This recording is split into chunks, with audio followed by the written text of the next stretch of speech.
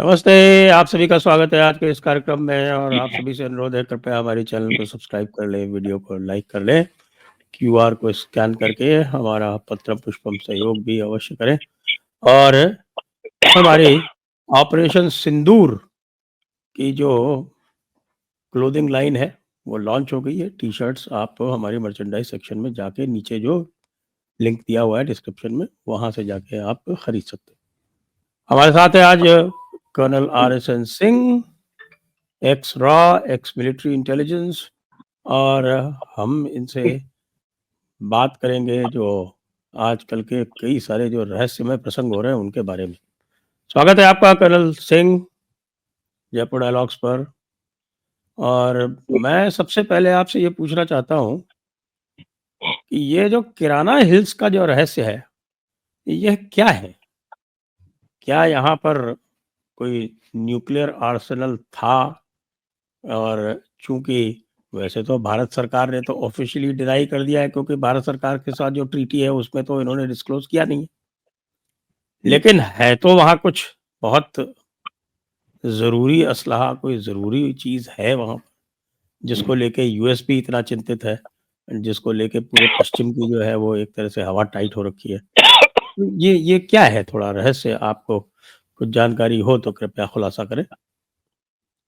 आपके दर्शकों को मेरा नमस्कार। और जब ये पहला दिन हुआ तो कहीं से मेरे को भी ये किसी ने मेरे को व्हाट्सएप पर भेजा। शायद मैंने किसी के साथ प्रोग्राम किया था, वो सुनने के बाद कि कुछ ऐसे भी अटकलें लगाई जा रही हैं कि कैराना हिल्स में रशियंस के खिलाफ कुछ न्यूक्लियर वेपन्स इन्होंने वॉरेंट्स रखे थे और वो शायद वो खतरे में आ गया था, यह टारगेट हुआ। तो एक चीज तो समझ, दो बात है। ये जो आया कि IAEA ने ये सर्टिफाई किया है कि कोई रेडिएशन लीक नहीं हुआ है। जी। तो सर ये बताइए सर कि क्या IAEA मैंडेटेड है उनके न्यूक्लियर स्टोरेज साइट्स को मॉनिटर करने के लिए? ना, वो तो इट इज केवल सिविलियन न्यूक्लियर एस्टेब्लिशमेंट चेक कर सकती है। Absolutely sir. So why did they rush to give this certification, जो कि तुम्हारे मैंडेट में ही नहीं है? तो दाल वो में अपने काला। आप में, हाँ, वो अपने आप में एक बहुत बड़े शक की बात है। दूसरा है, दीक्षित साहब, जो भी है, आपसे पहले मैं अभी थोड़ी देर पहले बात कर रहा था कि ये जो F-16 जो पाकिस्तान ने दिया, ये सॉरी अमेरिका ने पाकिस्तान को दिया था, तो उसमें एक क्लॉज था कि it will not be used against India. अब आप बताइए कि कोई भी सेल्फ रिस्पेक्ट वाला कंट्री जो कि जिसका existence anti India, anti Hindu agenda पे है या बुनियाद पे है, वो इतना बड़ा कैसे वो टर्म्स ऑफ रेफरेंस एक्सेप्ट कर लेगा सर? ये F-16 आप ले, वो उन्होंने कहा मेंटेन भी करेंगे, ये करेंगे, चलो तुम उड़ाना उसको, लेकिन हम बताएंगे तुमको ये कहाँ यूज कर। I don't think any that should have raised our suspicion कि भाई किसी किसी पर्पस के लिए तो रखा है ना वहां से। चलो as a air base against Soviet Russia और या रशियंस। और आपको मैं ये भी बता दूं कि ये जो आपका चकलाला में जो एयरबेस था, आपको तो मालूम है कि वहां से पहले भी बहुत सारे कोल्ड वॉर के टाइम में बहुत से उसको यूज किया जाता था to monitor activities of the Soviet Union. और तुरंत सेकेंड वर्ल्ड वॉर के बाद इनके वहां पर ये मॉनिटरिंग स्टेशन इन्होंने खोला। यूटी स्पाई प्लेन्स वाला आप जानते हैं, जो कि पेशावर से ऑपरेट करता था और दूसरा ये था आपका चकलाला एयरबेस, तो वहां जी से तो हाँ। ये करते थे ऑपरेट। तो वो उस समय हुआ क्या कि जब सेकेंड वर्ल्ड वॉर खत्म हुआ तो ब्रिटेन जो था वो न्यूक्लियर पावर नहीं था वो। So they're very, they're very concerned about the Soviet Union nuclear program. तो उनको ये खबर मिली थी कि ये जिंगजियांग में, ये लखनऊ के इलाके में, या यहाँ पे आपके कजाकिस्तान एरिया में, ये शायद ये अपना न्यूक्लियर टेस्ट करने वाले हैं, कर रहे हैं। तो उसको भी मॉनिटर करने के लिए उन्होंने वहां पर एक बेस बना रखा था। तो वो तो कोल्ड वॉर में सर, देयर इज नो वे कि पाकिस्तान में इन्होंने स्ट्रेटेजिक एसेट्स नहीं डाले होंगे। तो going by logic it is very plausible कि हो सकता है कि इन्होंने वो न्यूक्स वहां पे अपने रखे हों। जियो पॉलिटिक्स बदल गया, लेकिन कुछ चीजें नहीं बदलती हैं। अब जो बाइडेन एडमिनिस्ट्रेशन था, आप देखिए किस तरीके से उनका एंटी रशिया स्टैंड था। वो तो कोल्ड वॉर से भी ज्यादा भयानक जो बाइडेन एडमिनिस्ट्रेशन का था। तो it is quite possible sir कि उन्होंने एक अपने स्ट्रेटेजिक एसेट्स पाकिस्तान में जरूर रखे होंगे। जी हाँ, तो इसीलिए यूएस जो है वो पाकिस्तान की पिटाई से ज़्यादा चिंतित है, चीन से भी ज़्यादा चिंतित है। जी जी जी जी जी, यह थ्योरी पहले दिन से सर्कुलेट कर रही है सर। और बिल्कुल सही है। इस थ्योरी के फेवर में बहुत सारे आर्गुमेंट्स है, कुछ आर्गुमेंट्स मैंने आपको बताया। जी हाँ। अच्छा, एक ये भी आया जब F-16 की हम बात करते हैं कि साहब कि 4 F-16 तो हवा में उड़ा दिए और 4 F-16 जो है वो ग्राउंड पे उड़ा दिए। उसके अलावा JF-17 और एक टैंकर और एक एवॉक्स, 4 रेडार, HQ-9, ये सारा का सारा उड़ा दिया। तो उसको लेके यूएस, चीन और तुर्की तीनों के पेट में दर्द हो रहा है। सर मार्केट डाउन हो जाता है ना। वो जे जे जे 10 का तो J10 का तो ऐसे ही चला गया। आपको स्टॉक मार्केट गिर गया था। अभी दुनिया में तो ये नेशंस विच बाय सच इक्विपमेंट, सच एक्सपेंसिव इक्विपमेंट, उनके पास तो असली खबर है। चलिए हमारी सरकार या किसी की सरकार अंडर प्ले करती है अपने लॉसेस को, ठीक है, लेकिन उनको तो सब मालूम है। तो आर्म्स मार्केट में तो इसका फर्क पड़ता है। और ऑब्वियसली आई कैन बेट कि इंडियन जो डिफेंस इंडस्ट्री है, एटलीस्ट 10 फोल्ड इजाफा होगा सर इनके ऑर्डर्स में। बट अगर F-16 डाउन हुए हैं, the news must have gone down. अब तो खैर वो दूसरे चीजें F-35 वगैरह प्रोड्यूस करने लगे हैं, बट कंट्री के आर्म्स मैन्युफैक्चरिंग पर ओवरऑल असर पड़ता है और आर्म्स मार्केट पर बहुत ज्यादा असर पड़ता है। जी। और ये जो बलूचिस्तान में इस समय जो मूवमेंट चल रहा है, जी उस पर जी, आपको क्या लगता है कि क्या अब ये शीघ्र एक अंतिम दिशा की ओर जाएगा? क्योंकि अब तो सिंध में भी शुरू हो गया और तालिबान के साथ तो भारत का भी लिंक अप हो गया, तो तालिबान वो अपना अलग से कर रहा है। तो ये अब पूरा जो बिखराव है ये नजदीक आ गया है क्या? इनमें जो ग्रुप्स है उनमें बिखराव था। जो Balochistan liberation army, Balochistan republican guards, ठीक है ना sir, Baloch liberation liberation front. Association, front, ये बिखराव था 2018 के बाद। ये सब एक उसमें या एक साथ इकट्ठा हुए हैं। और वो क्या है इनका, they have come together under the umbrella of उसका, BRAS। हाँ वो उसका थोड़ा सा ये बलोची राजी अजोई संघ, बलोची राजी अजोई संघ, ठीक है सर। तो ये देखिए 2018 के बाद इन्होंने अपने सब एक अम्ब्रेला ऑर्गेनाइजेशन के नीचे आए हैं और उसके में BLA, ये दोनों सेक्शंस BLA A और BLA J और बलोच रिपब्लिक जो मैंने कहा, और एक गुलजार इमाम की है ये बलोच नेशनल आर्मी, ये सब इस अम्ब्रेला के ये आए हैं। और आपने बिल्कुल सही कहा कि अब ये जो टारगेटिंग इनकी हो रही है वो बेसिकली सर क्या उनके दो मेन टारगेट्स हैं। एक है Chinese interest, that is Chinese personal, Chinese जो चाइनीज का जो चाइना पाकिस्तान इकोनॉमिक कॉरिडोर के जो बेसिस है वो है, ठीक है सर। और एक्चुअली क्या था, इंसर्जेंसी तो पहले से चली रही थी वहाँ।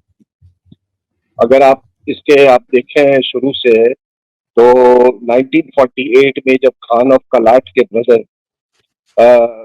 जब वो अलग हो गए वहां से, और उन्होंने ही वेंट अंडरग्राउंड, और फिर वहां से वो उन्होंने वो मूवमेंट वो चलाते रहे।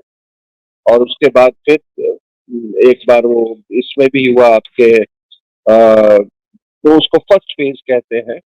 he revolted and went took made his base in a place called Jhalawar, ठीक है ना सर, झालावाड़। हाँ, और वहीं से सीट्स जो अभी बलोच इंसर्जेंसी की जो न्यू जो है वो बीज उन्होंने वहां पे रखी।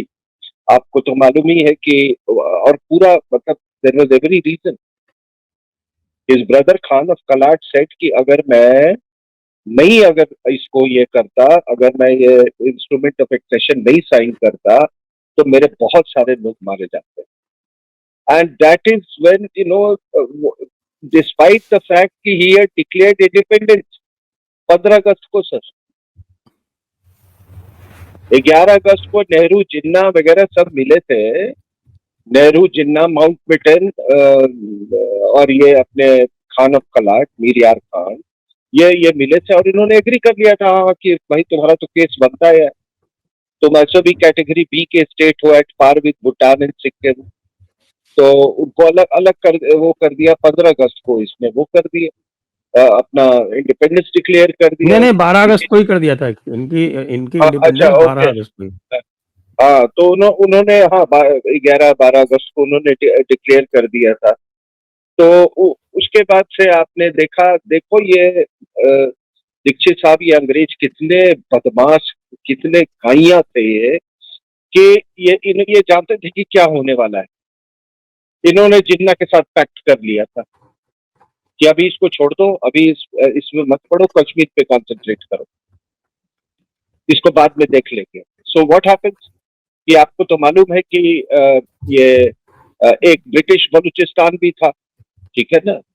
ये जितना ये आपका नॉर्थ ईस्टर्न पोर्शन है और equator area, that was part of the British Balochistan, जो इनके पास 1871-1872 के साल में आया था।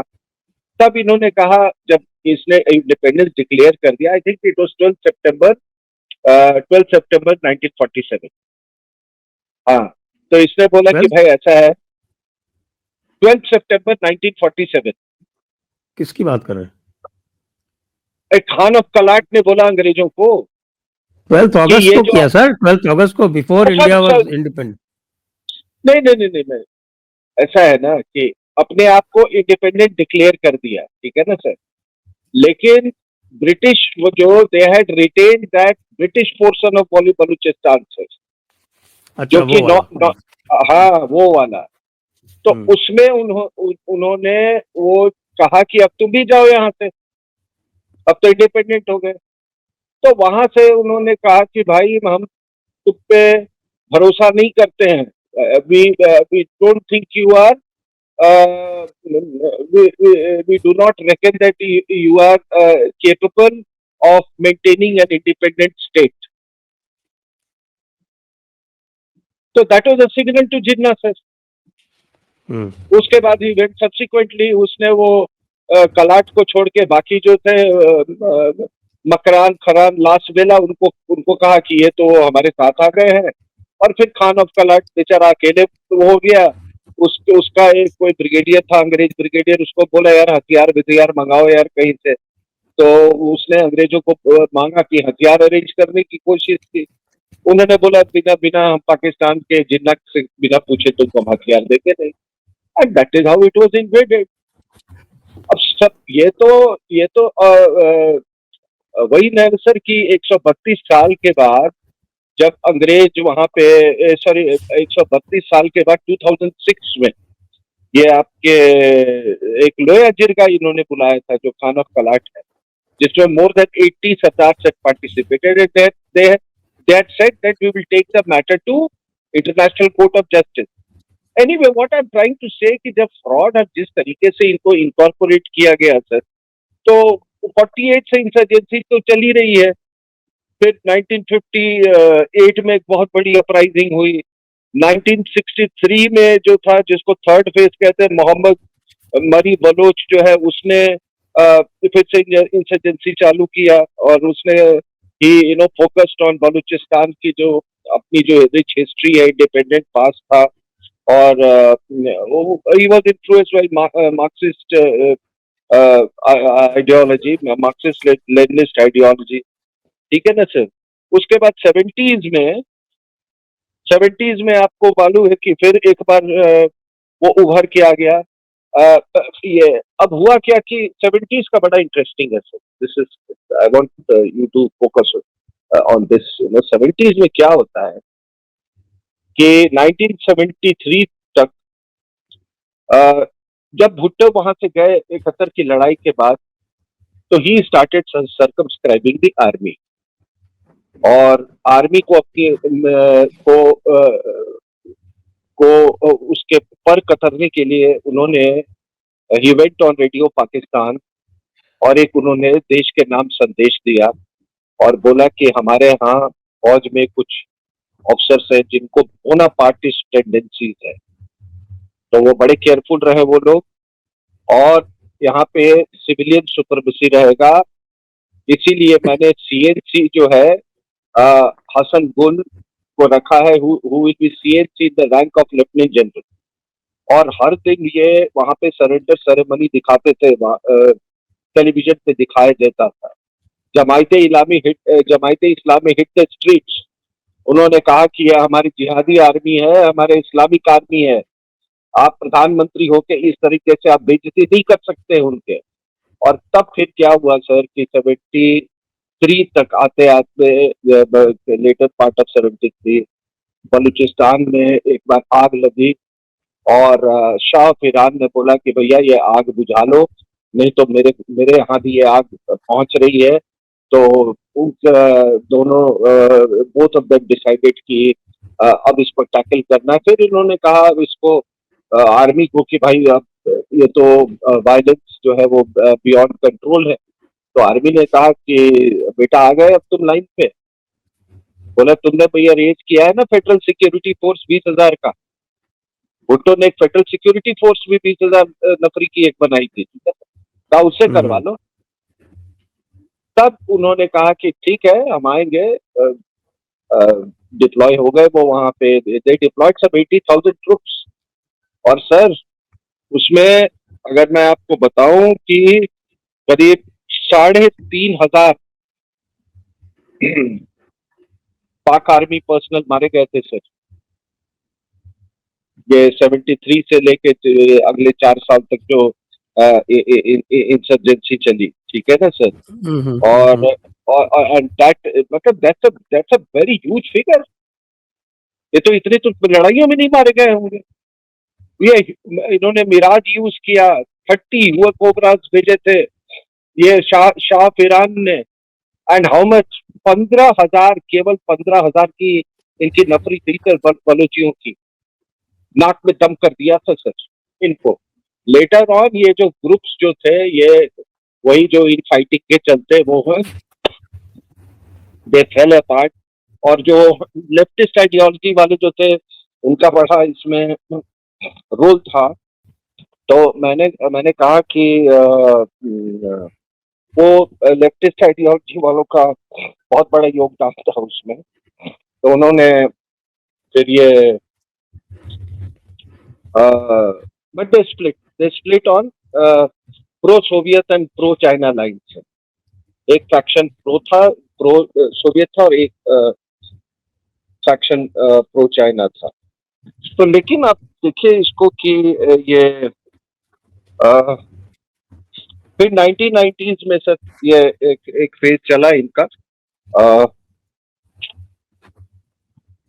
वो था जब बलोच नेशनल पार्टीज ने पाकिस्तान स्टेट को चैलेंज करने लगा। This is the phase sir, ये 1990s में जो फेज चला शुरू हुआ sir, this was against the Chinese and the Chinese project,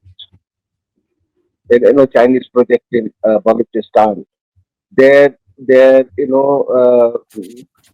involvement in mining, the mining sector sir, उसको लेके उन्होंने फिर वो चाइनीज और चाइनीज प्रोजेक्ट्स को उन्होंने टारगेट करना शुरू कर दिया। और फिर 2015 में सीपीईसी जो है उसको China Pakistan economic corridor announce किया। उसके बाद से ये और इंटेंसिफाई हो गया ये अटैक्स अगेंस्ट द चाइनीज। सो 2005 के बाद से देयर वाज इनफैक्ट 2006 में आपको मालूम है बुख्ती को मारा गया।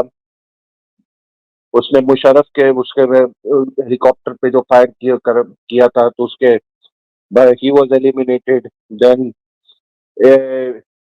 उसके बाद मरी ट्राइब के एक लीडर को वो उसके बेटे का बड़ा रहस्यमय तरीके से अफगानिस्तान में उसकी मृत्यु हुई थी। So all the tribes they revolted against against the Pakistan government and the Pakistan military, and thereafter from 2010 to 2018 there was a lull, और फिर ये शुरू हुआ है सर 2018 से।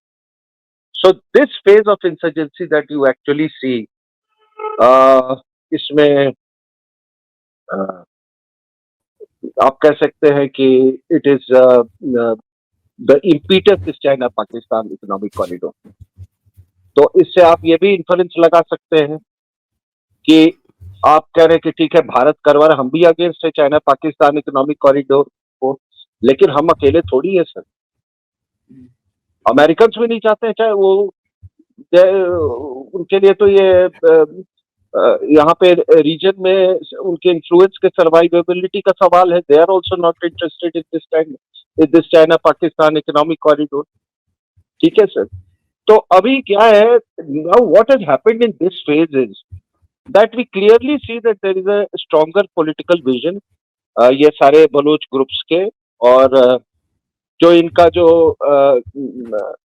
मतलब जो नेशनल सेल्फ अवेयरनेस है सर, वो मतलब वो सॉलिड हो गया इस पोस्ट 2000 उसमें। अब कल का आपने देखा खुददार जो मिलिट्री स्कूल बस पे जो हमला हुआ है, तो दे आर मतलब जी 2014 में आपको याद होगा कि तहरीके तालिबान पाकिस्तान ने भी वहां पर पेशावर में किया था। इन सब को सर इतनी नफरत सर, कोई बच्चों को टारगेट करना ये मतलब ये बहुत ही मैं घिनौना काम है सर। लेकिन उनका कहना है कि तुमने हमारे बच्चों को मरवाया। ये कहते हैं वो तो एनफोर्स डिसअपीयरेंस करते हैं ना। सबसे बड़ा मूवमेंट यही चल रहा है कि साहब हमारे जो एनफोर्स डिसअपीयरेंसेस तुमने किए तो हमको बताओ वो जिंदा है कि मर गए। इनको तहरीके तालिबान पाकिस्तान बोलता है, वो कहते हैं कि भैया तुमने इस्लाम के नाम पर हमको खड़ा करवाया, लड़वाया, और हमारे ही बच्चों को तुमने ड्रोन से मरवाया, अमेरिकन से टारगेट करवाया। तो दिस इज द एक्चुअल ये जो नफरत जो है ना, दिस एक्सटेंट ऑफ नफरत। अब आप बताओ सर कि ये कितना नफरत है इनको कि they have started female suicide bombers and both the factions of the Balochistan liberation army ANJ, ठीक है ना सर। और आपने देखा था कि 2000 ये 25 आते अभी तक तो इन्होंने 4 मेजर फीमेल सुसाइड बॉम्बिंग्स करवाया है सर। वो कराची कॉन्सुलेट में पहले करवाया, and she was the mother of 2 children, जिसने उसमें सॉरी कराची ये चाइनीज कन्फ्यूशियस सेंटर में सर हमला करवाया। उसके बाद सर आपने देखा इस पे ये और ये सब इसमें ये माजिद ब्रिगेड है सर। इसके मैं हिस्ट्री में आऊंगा माजिद ब्रिगेड में सर। और माजिद उसके बाद ब्रिगेड आप तो इसका जो सुसाइड बॉम्बिंग स्क्वाड है वो माजिद ब्रिगेड है। उसी का मैं I come to that how it was formed. मैं उसकी बात करूंगा। तो उसमें आपने देखा कि ये 22 अप्रैल 2022 को शारी बलोच ने कन्फ्यूशियस इंस्टीट्यूट कराची पे किया। फिर जून 2023 में सुमाया कलंदरानी बलोच, उसने उसने एक मिलिट्री कन्वॉय पे हमला करवाया किया, suicide bombing. She acted as a suicide bomber and she had a bachelor's degree in computer science। उसके बाद मार्च 2025 में माही खान बलोच, ठीक है सर, उसने भी ये मिलिट्री कॉन्वॉय पर कलाट में हमला किया सर। तो ये देखिए सर, ये एक सोची समझी रणनीति है बलूची इंसर्जेंट्स की। अ, एक तो वो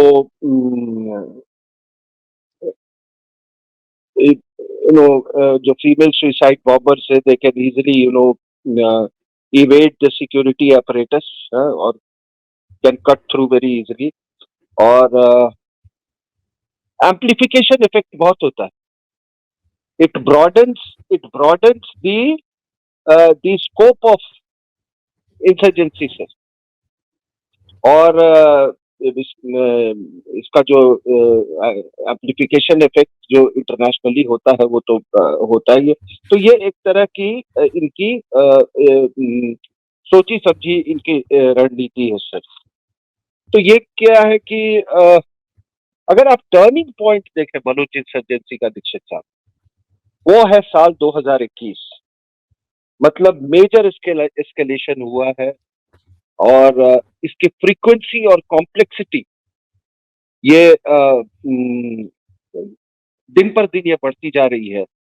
और सर आप 2021 के बाद जो टारगेट्स जो इन्होंने खास करके चुना है, they are all linked to China Pakistan economic corridor, Punjabi workers,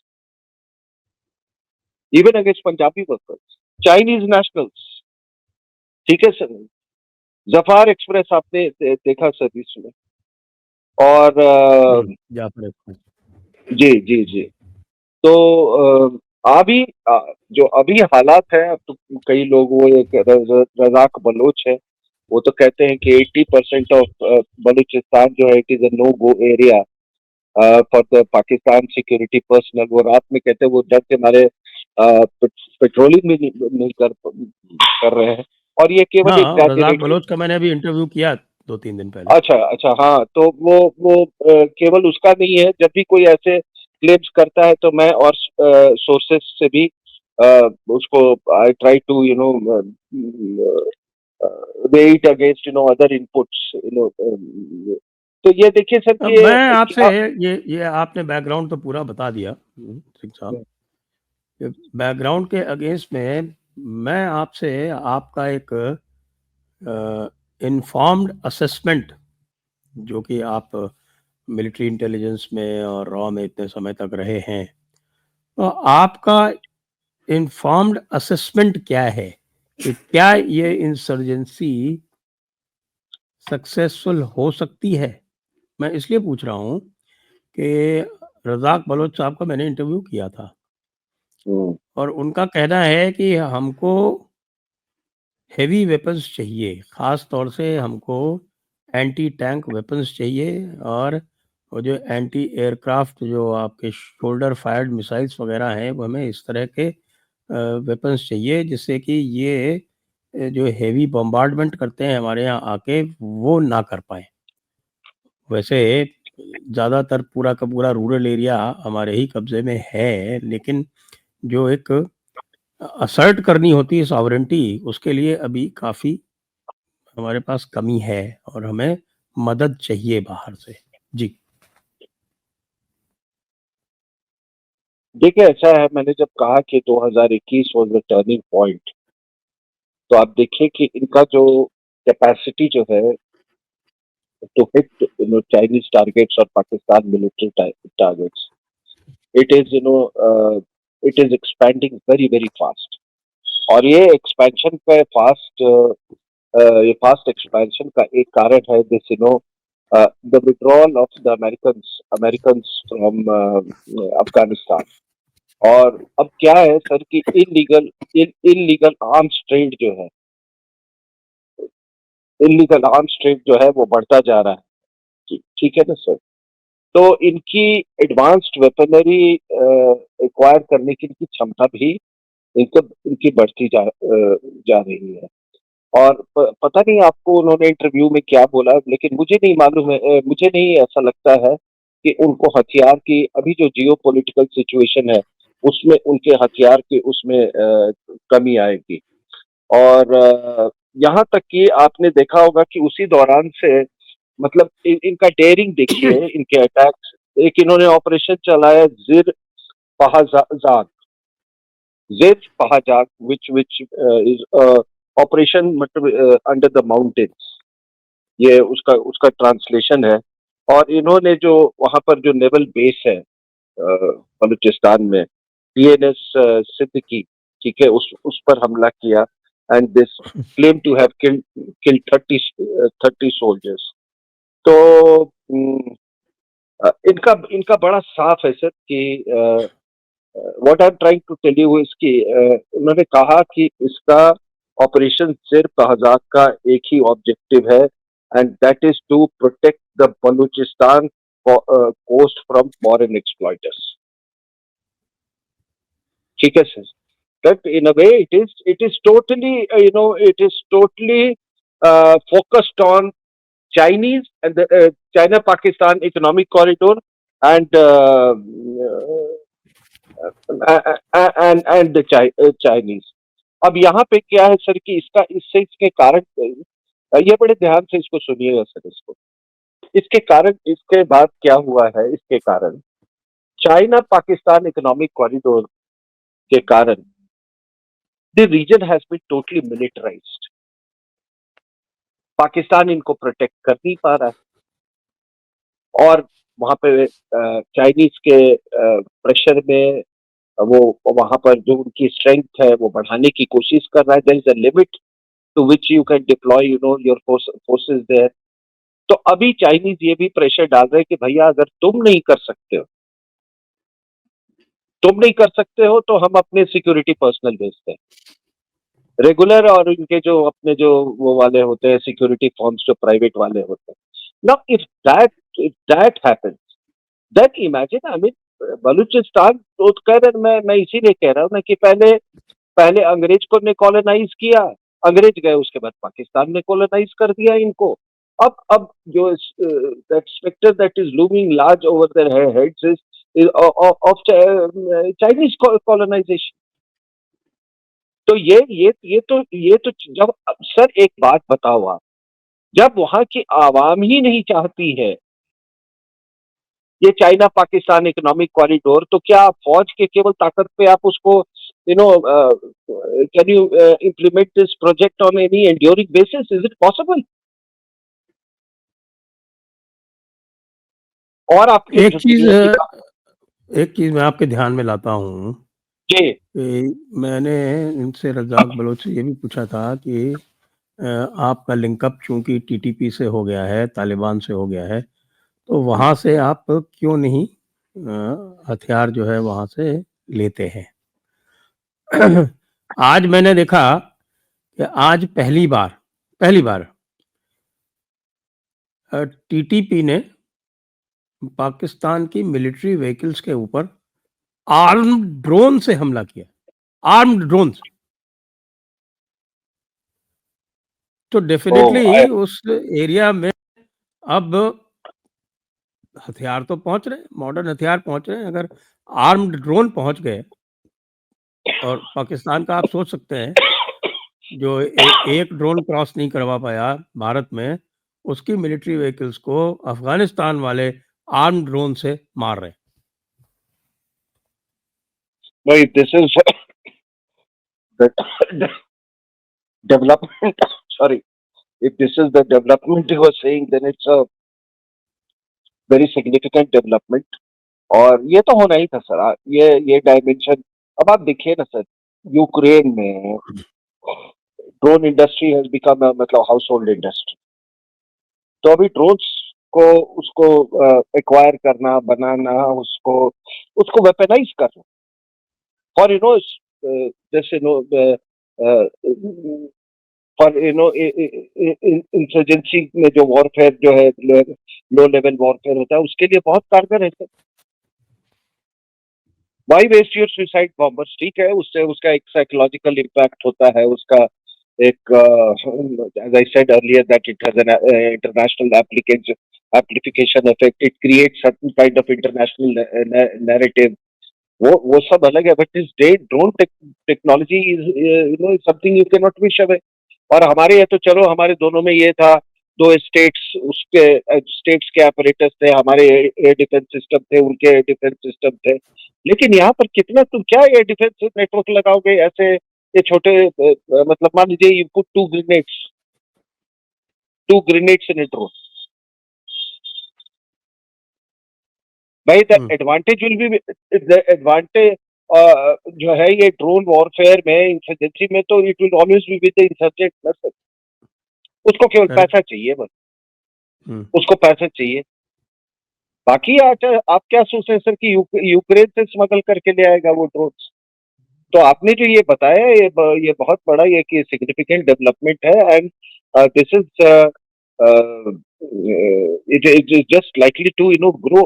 लेकिन दीक्षित साहब, एक बात आप बताइए, आपने तहरीके तालिबान पाकिस्तान की बात की, आपने मैं इसका, आप देखो क्या है ये बलूचिस्तान का, कि सर पाकिस्तान का half the Pakistan is not listening to Islamabad. Sir, Islamabad has no or very little control. Half the Pakistan, if you draw a line from north to south vertically, आप देखो आधा पाकिस्तान तो जो वेस्टर्न हाफ है वो तो बिल्कुल इस्लामाबाद की वो चल ही नहीं रहा है। It's not a part of Pakistan. It sir Sindh और बलूचियों में बहुत है। देर आर आपको तो मालूम है, कराची में substantial population, 50% of the Baluchis, sir, they live outside outside Baluchistan। तो ऐसा नहीं है, तो वो सिंध में तो होना ही था इसका। and there is a great degree of affinity between Baluchis and the Sindhis। congenital makeup में congenital makeup में, and by instinct they are closer than than to the Punjabis। एक तो ज्योग्राफी टेरेन भी धीरे धीरे धीरे ऐसे ही डेवलप होती है सर। वो डेजर्ट जो है it gives away to another kind of, Sindh का डेजर्ट है, इट गिव्स वो माउंटेनियस डेजर्ट का वो ये it gives way to mountainous desert in Balochistan. तो उसमें तो एफिनिटी बहुत है इनमें, ऐसी कोई बात नहीं। It had to, but what I am trying to say कि आधे को तो उसने मतलब वो तो नहीं सुन रहा इस्लामाबाद को, आधा जो बचा वो तो उसको आपने ठोक दिया।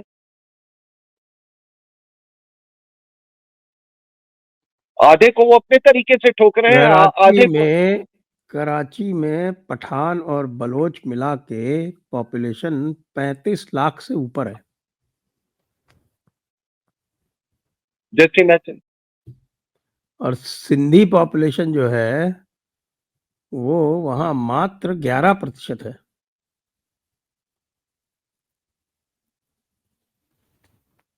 तो स्थितियां तो बड़ी विकट हैं। और जो कल सिंध में जो हुआ, जिस तरह से उन्होंने रास्ते रोक के और उनके होम मिनिस्टर के घर में आग लगा दी, वो ये दिखा रहा है। और वो कह रहे हैं कि पहले बांग्लादेश, अब सिंधु देश, अब सिंधु देश के नारे ऊपर ही लगने लगे हैं।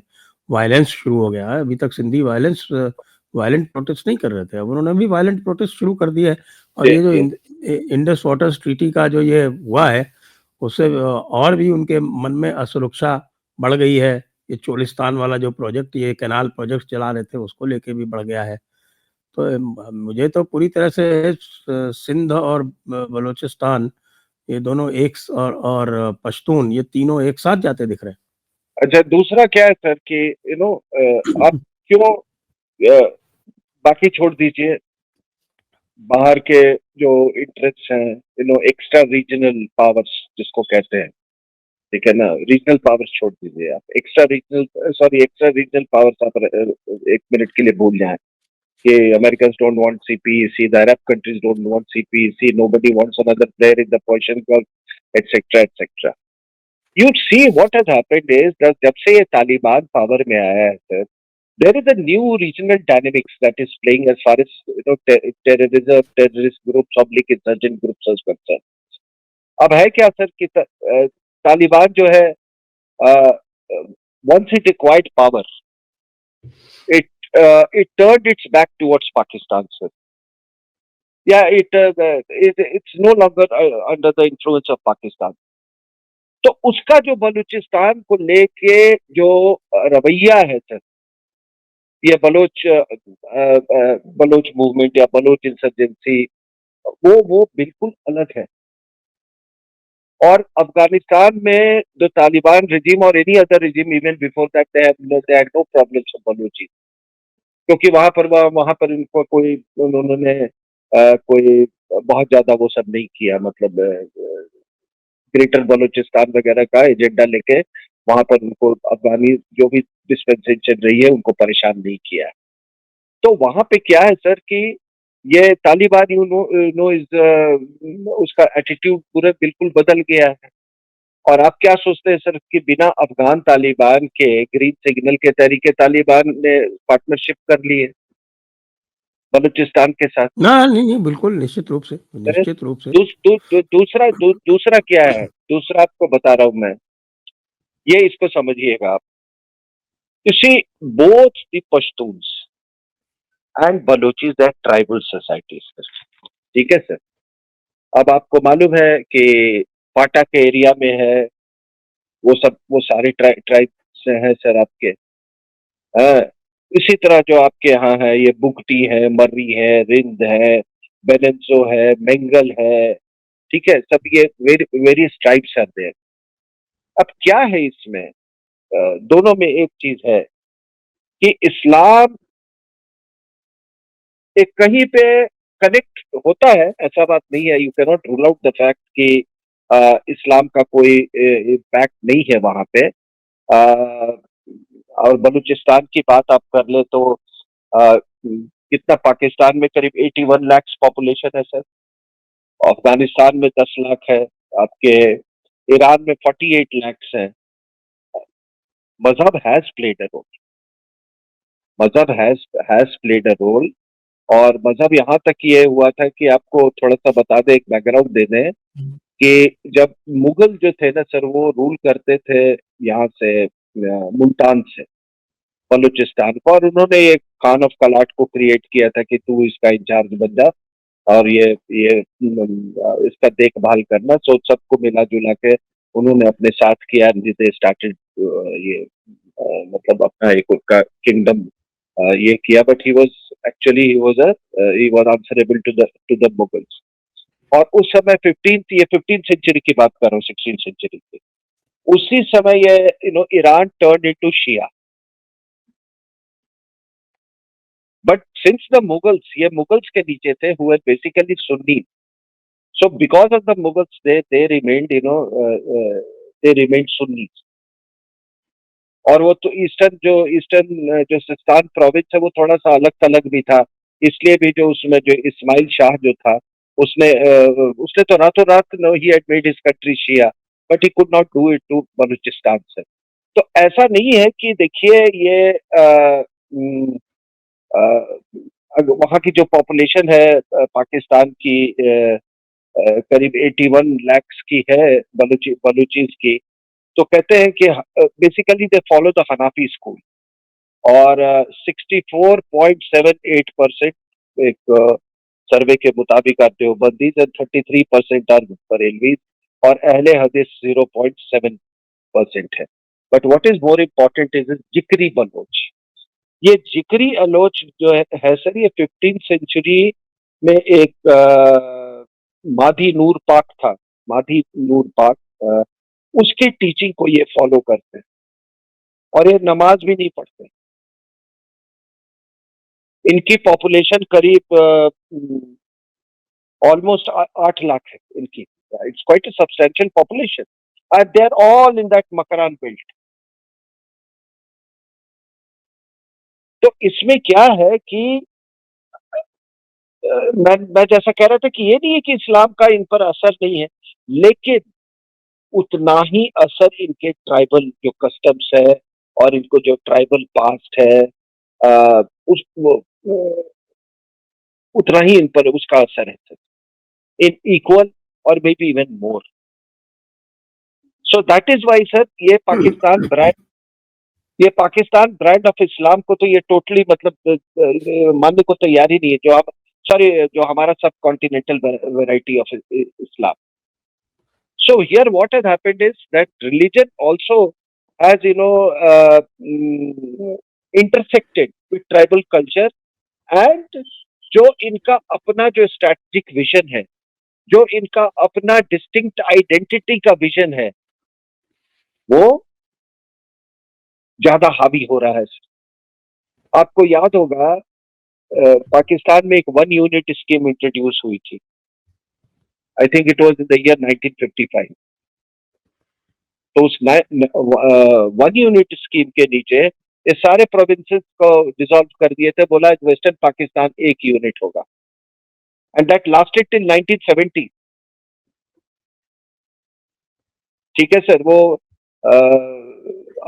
अवामी लीग का जो ईस्ट पाकिस्तान में जो रिवोल्ट हुआ, उसका ये भी एक क्या कारण था, ये 1 यूनिट स्कीम वाला। तो वो the Baluchis they rejected it very much. तो आज उनकी जो आइडेंटिटी की जो लड़ाई जो है वो इसीलिए है कि वो कहते हैं कि भैया ये पाकिस्तान क्या चीज है, हमारा तो कोई दूर दूर तक रिश्ता नहीं था इनके साथ उसमें। जी। we were not we were not part of that ideology. So what has happened is that is what has brought the Tehreek-e-Taliban Pakistan and the Baluchis together. ठीक है ना सर? ये पहले वो जो अफगानी थे वो दूसरों चीजों में बिजी थे ना, वो अफगानिस्तान में वो सब हो रहा था, और थोड़ा बहुत तो जब वहां से रेफ्यूजीज आए, दे केम टू क्वेटा और भी बलूचिस्तान के कुछ शहरों में आए, तो उसका भी तो असर पड़ा है, उसका भी असर पड़ा है। ये नहीं है कोई दो डिस्ट्रिक्ट वो नहीं है, बिल्कुल कम्युनिटीज नहीं है ये बलोच, और ये वेरी वेरी मेनी एरिया। तो इसलिए इनका साथ आना बहुत लॉजिकल है, एंड पाकिस्तान आर्मी के लिए मतलब बहुत मुश्किल है दोनों को एक साथ, मतलब दोनों को एक साथ डील करना। एंड दैट इज वाई अभी आपने देखा कि ये जो इशक दर है, क्या नाम है वो, उसको वो भी गया था, दो इट इज ईयरली मीटिंग जो होता है इनका, चाइना पाकिस्तान इकोनॉमिक कॉरिडोर। क्या है भाई, वही बोला होगा ना कि वो क्या वो मुत्तकिल, क्या नाम है उसका, foreign minister Amir Khan Muttaqi, acting foreign minister, और ये आपका इशक दर पाकिस्तान का और वांग मिले, तो उन्होंने रिक्वेस्ट की, उसको कहा होगा देखो यार ये किसी तरह से चाइना पाकिस्तान इकोनॉमिक कॉरिडोर इसको थ्रू होने दो। सर पॉसिबल नहीं है, नहीं होगा with this kind of with this kind of an environment, it's not possible. और एक और कारण है सर, इसको एक और है, ये आप इसको थोड़ा सा एनालाइज कर लें कि जो हमने पाकिस्तान के ईस्टर्न हाफ में ठुकाई की है, उससे क्या बलूचिस्तान के लिबरेशन मूवमेंट को फिलिप मिलेगा या नहीं मिलेगा? साहब 2-2 कोर उधर से हटी हैं, एक पेशावर से, एक क्वेटा से, पूरी 2 कोर उधर से शिफ्ट हुई हैं। दूसरी बात इसी से मैं जुड़ा हुआ एक ये कहता, कि लोग कह रहे हैं कि भाई पाकिस्तान को कोई वहां पर लोग जश्न मना रहे हैं, उनको एक दूसरे पर्सपेक्टिव पे disinformation campaign by the state हो रहा है और वो they are believing they have won. I don't think so. Sir आप बताइए, मैं पालम के पास रहता हूँ, अगर पालम ठुक जाएगा तो मेरे को नहीं पता चलेगा? है? अगर वहां पे नूर खान एयरबेस में ये हुआ तो यू मीन टू से people of Islamabad don't know what is happened? अगर स्कार्डू में ठुका है तो you think people of Gilgit Baltistan don't know what is happened? कितना ये बड़ा और चौड़ा ये है sir, it has got very little depth. तो ये मैं नहीं मानने के लिए तैयार हूँ ये चीज कि आवाम को ये बेच रहे हैं कि भाई हम ठुके नहीं। इतनी भारी मात्रा में यहाँ से भी ड्रोन्स गए, 200 किलोमीटर अंदर जाके हमने मारा है। हाँ And you हाँ, mean to say Peshawar you तक mean मारा है, पेशावर तक मारा है, हाँ। you mean to say you can keep all this concealed from the world?